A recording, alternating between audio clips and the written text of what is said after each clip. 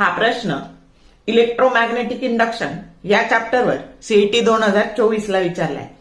The magnetic energy stored in an inductor of inductance 5 microhenry carrying a current of 2 ampere is option A 10 millijoule, B 5 millijoule, C 10 microjoule and D 5 मायक्रोजूल.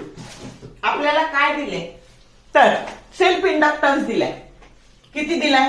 5 मायक्रोहेनरी. Current किती दिलाय? 2 ampere. आणि आपल्याला energy काढायची. मग एनर्जीचा formula काय असतो? Half self inductance into करंटचा square म्हणजे हाफ LI स्क्वेअर.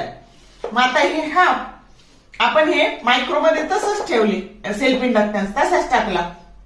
मग आता 2 चा स्क्वेअर, मग 1 2 काय झाला? कॅन्सल झाला. आणि 5 2 चा काय झाले? 10.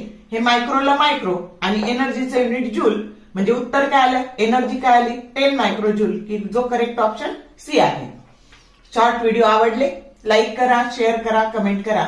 For more useful tips and tricks keep watching wings of physics. Thank you very much.